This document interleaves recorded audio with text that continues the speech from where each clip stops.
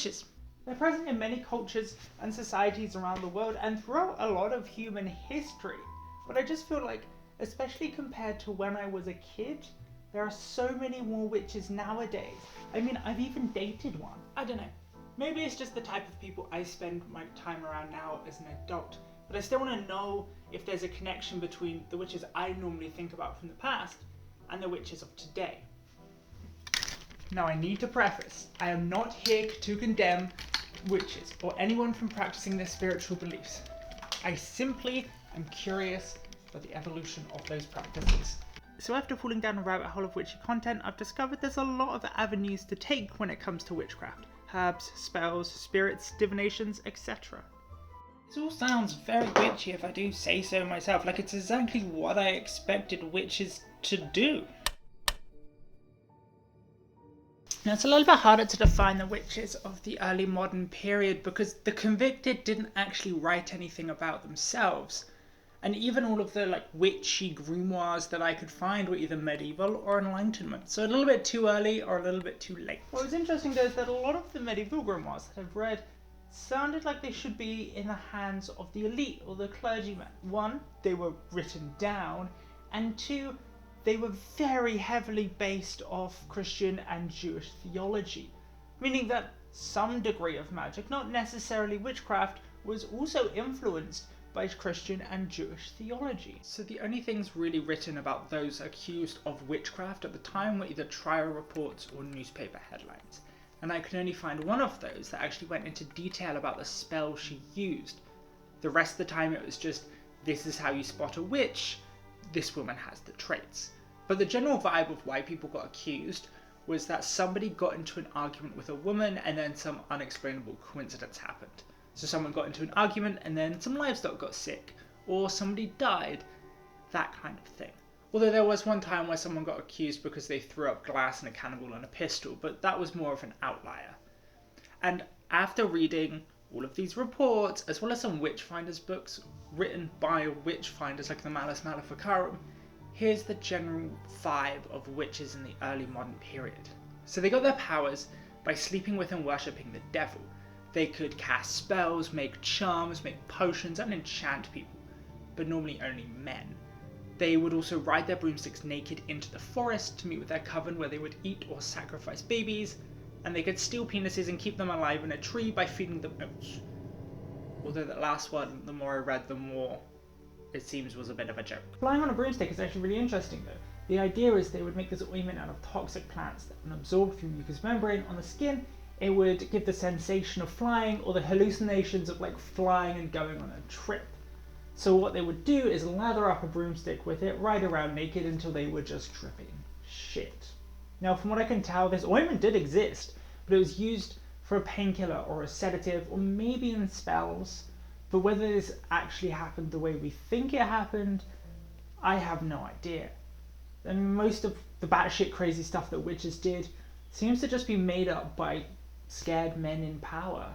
The period where the witch trials took place was the early modern period, so you're looking at 15th to 18th century, give or take. This is a 300-year span, so depending on the time and place, it was easier or harder to convict people of being a witch. And there is a lot of nuance that I cannot include in this video, just it would make it too long.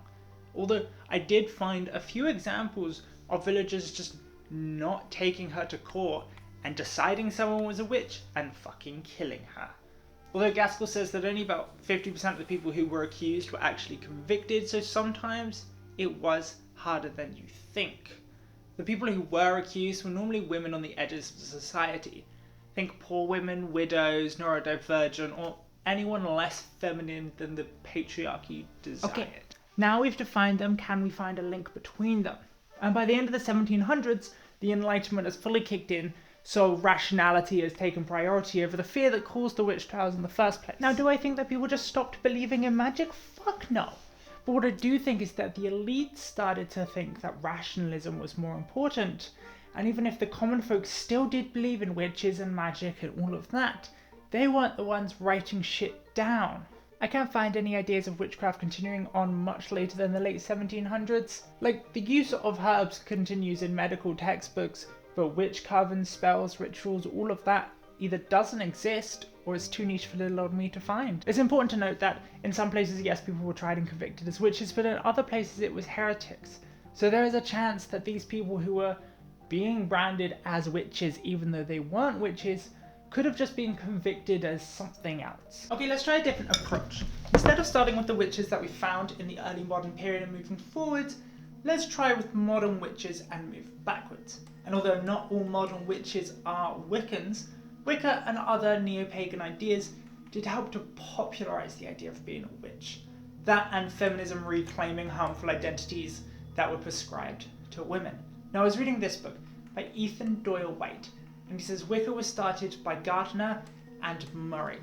Now their claim was that the coven of witches that Wicca was based on were practitioners of a secret pagan religion that survived Christianization and was also practiced by the witches that were burned in the witch trials. So there's my connection, right?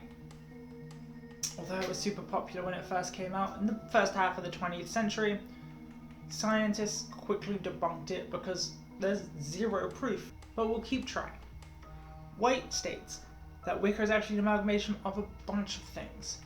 The esoteric movement is one of them. Think Crowley's Thelema, spiritualism, Freemasonry, that kind of thing. Another is Romanticism, not only in its influence for the religion, but also helped by romanticizing and popularizing this idea of British and European pre-Christian paganism. Think things like a great goddess or a horned god Pan, which influenced their kind of horned god image. White also tells us that folk magic was very openly practiced in the UK until the 20th century.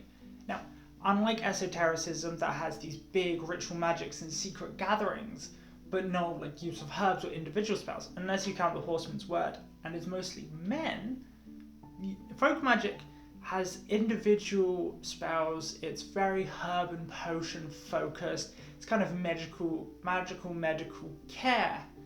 And this, again, very openly practiced going all the way back. So there we have it, my two leads. You've got esotericism on one side with its big ritual magic and secret gatherings, but it's mainly all men, unlike the witches, and it doesn't have anything to do with like individual spells or herbs and potions, unless you're talking about the Horseman's Word. But we're in the right time period. And then on the other hand, we've got folk magic, which the herbs and spells and potions are very similar to the early modern witches, but it has nothing to do with secret covens, broomstick riding, baby eating, or devil fucking. Honestly, I'm kind of stumped.